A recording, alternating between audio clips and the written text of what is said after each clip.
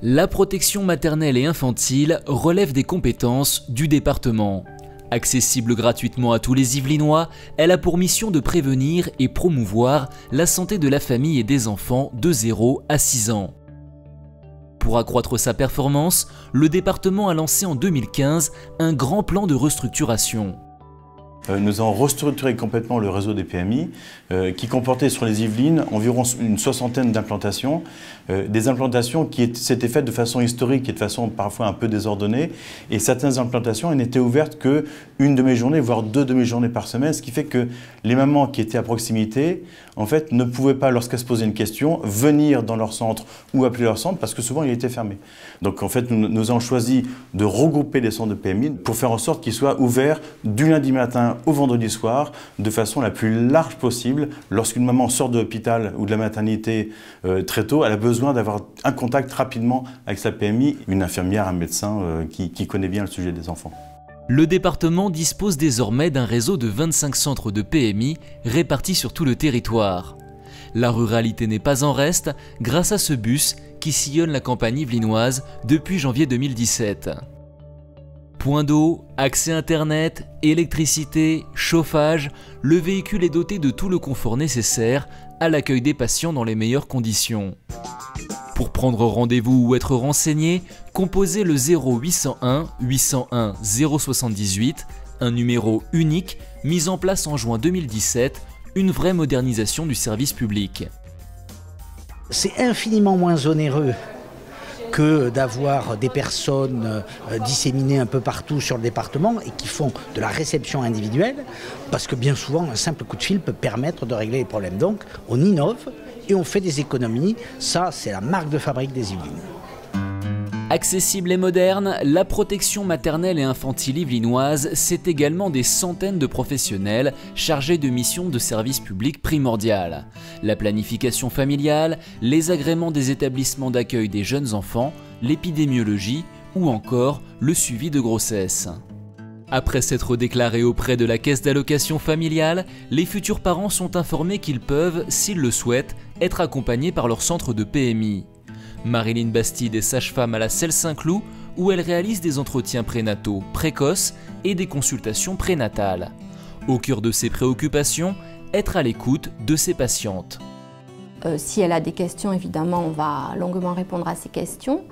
On va plus insister sur le ressenti par rapport à cette grossesse et comment va se faire l'accueil de ce bébé et de cette nouvelle famille. On va vérifier les examens qui ont été prescrits, ce qu'elle a fait, lui expliquer dans quel but c'est fait, les échographies et puis voir si l'inscription est bien faite à l'hôpital, si la prise en charge est satisfaisante pour cette grossesse. Puisque à la fin de la grossesse, le 8e mois et le 9e mois, les consultations doivent avoir lieu dans le lieu d'accouchement. Un accompagnement médico-social de qualité qui a séduit Anlia, enceinte de son 2e enfant. Elle est très bien, à l'écoute, on peut lui téléphoner, elle peut nous rappeler, on lui laisse des messages. C'est sa disponibilité aussi qui fait que je préfère venir ici. Notez que les sages-femmes du département peuvent également au besoin se déplacer à domicile. Pour compléter ce suivi très individualisé, la protection maternelle et infantile propose des actions collectives, comme ici à Rambouillet, où ses futurs parents en quête de conseils participent à une réunion d'information animée par une sage-femme et une puéricultrice. Nous faisons un tour de table, on essaye de se présenter assez rapidement, savoir voilà, si c'est un premier enfant, où l'accouchement aura lieu, s'il y a des questions vraiment particulières. Et puis après, la parole, elle est donnée aux parents. Le grand intérêt, c'est voilà, se rencontrer, parler, s'écouter et puis répondre à toutes les questions qui n'ont peut-être pas été posées sur un autre temps, qui est le temps de la consultation médicale. Notamment des questions très pratico-pratiques. Tous les questionnements de ce bébé une fois qu'il est là, je repère les pleurs, qu'est-ce que je lui donne à manger, comment je fais les soins, le positionnement pour l'allaitement, l'installation pour le sommeil, et puis une fois que j'ai repris le travail, quel mode de garde je peux avoir. Des questions qu'il est tout à fait légitime de se poser, même lorsqu'on attend son 2e enfant, comme c'est le cas d'Alida. Chaque grossesse est unique, donc je ne peux pas dire que vu que j'ai eu déjà un enfant que je connais tout forcément sur ce que c'est que d'avoir un enfant. Donc forcément là aujourd'hui, ça me permet de renforcer tout ce que moi je connais déjà. Et grâce à cette rencontre de 2 heures, Maxime et son épouse, eux, se sont enrichis de l'expérience d'Alida. J'étais content qu'il y ait une personne qui avait déjà un enfant, parce que ça m'a permis de voir en fait comment elle l'avait vécu, et je trouve qu'elle l'a bien détaillé, donc voilà, ça m'a mis un peu en confiance sur ce que je pouvais attendre de la suite. Ces rencontres font partie des centaines d'actions collectives organisées chaque année par les centres de PMI yvelinois. Accueil nouveaux parents, ateliers massage pour les bébés ou encore réunions thématiques. Pour plus d'informations, rendez-vous dans votre centre de PMI. Après l'accouchement et le retour à la maison, là encore les professionnels de la PMI se révèlent de précieux atouts pour les jeunes parents qui peuvent bénéficier jusqu'aux 6 ans de leur enfant de permanences puéricultrices en accès libre et de consultations de prévention sur rendez-vous. Lors du rendez-vous, l'enfant est d'abord vu par la puéricultrice qui, une fois de plus, va faire les mensurations, va s'occuper en grande partie de l'alimentation de l'enfant, quel que soit son âge, va donner des conseils de nutrition et va profiter de ce moment privilégié avec les parents pour faire passer un certain nombre de messages de prévention. Après, le médecin reçoit l'enfant, reprend un petit peu les données qui ont été vues avec la puéricultrice et faire un examen clinique et lorsque c'est nécessaire, il va faire des vaccinations. À l'issue de cette consultation, le médecin peut, le cas échéant, orienter les parents vers un spécialiste. Un service complet et pluridisciplinaire, plébiscité par Sophie, versaillaise, maman d'un petit Julien.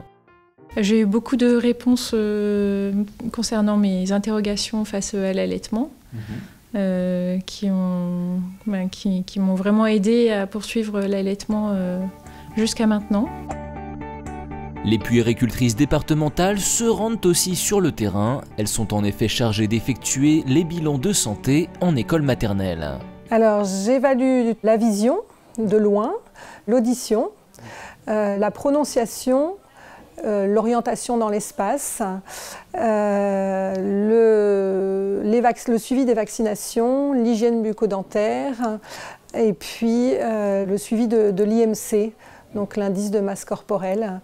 Si l'on repère une difficulté, nous sommes amenés à orienter soit vers le médecin traitant, soit vers le dentiste, soit vers l'ophtalmo pour un problème visuel, ou encore, si nécessaire, vers la PMI pour une reprise du bilan de manière plus complète et une orientation ultérieure. Une démarche préventive et efficace. C'est également la PMI qui a pour mission de délivrer les agréments aux assistants maternels sous réserve qu'ils remplissent toutes les conditions. Stéphanie Simoès est assistante maternelle, agréée par le conseil départemental depuis 8 ans. Aujourd'hui, elle reçoit Claudia Goncalves, infirmière puéricultrice, pour une visite de routine. Chez les assistantes maternelles, la sécurité des tout-petits est primordiale et cela passe par l'installation de certains dispositifs dans leur logement. Alors, dans ce logement, j'ai modifié certaines choses. Le sol, s'il tombe, ils se feront moins mal. J'ai mis les barrières, j'en ai au moins 5 ici à la maison. J'ai sécurisé les fenêtres. Des aménagements efficaces et peu contraignants imposés par le conseil départemental des Yvelines est indispensable pour obtenir l'agrément. Dès que les assistantes maternelles font la demande de leur agrément, on fait une réunion qui s'appelle la RIPA, où là on évoque plusieurs éléments sur le métier d'assistante maternelle et notamment on aborde le sujet de la sécurité du domicile pour l'accueil des enfants. La démarche d'agrément se poursuit avec une série d'entretiens au domicile de l'assistante maternelle. La question de la sécurité y est largement abordée. Le logement doit répondre à un certain nombre de critères très stricts. Une grille de sécurité fournie par le département qui nous donne quand même des repères importants qu'on doit respecter. Et puis après, c'est un travail avec l'assistante maternelle de voir un tout petit peu si elle a déjà vu avant notre arrivée quels sont les points qui peuvent être dangereux pour les enfants. Effectivement, souvent, elles l'ont déjà fait. Donc après, on regarde ensemble, on ajuste. Donc s'il y a des aménagements à faire, ça sera refait pour le prochain rendez-vous. Une fois son agrément obtenu, l'assistante maternelle reçoit régulièrement des visites programmées ou inopinées de la puéricultrice de secteur, l'occasion de vérifier que le logement est toujours sécurisé et si ce n'est pas le cas. envoie à ce moment-là avec l'assistante maternelle, on lui fait part de nos inquiétudes et donc on le signale également dans la fiche de sécurité. Cette fiche de suivi et la fiche de sécurité sont toujours renvoyées à la puéricultrice coordinatrice du secteur. La puéricultrice coordinatrice va avoir un rôle de recadrage.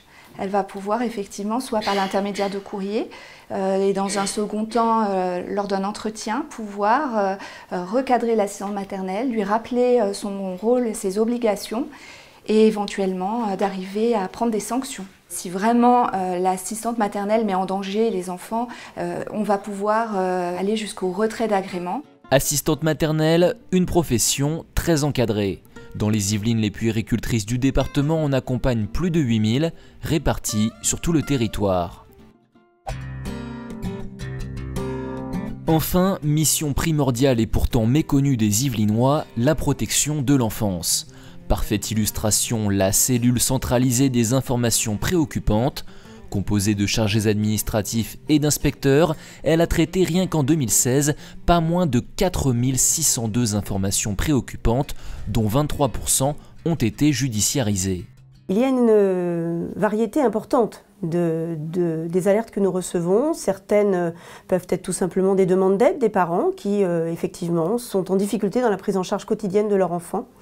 D'autres sont plus significatives avec des mauvais traitements subis par ceux-ci qui peuvent nous amener éventuellement à en saisir le procureur de la République, éventuellement aux fins d'une enquête pénale.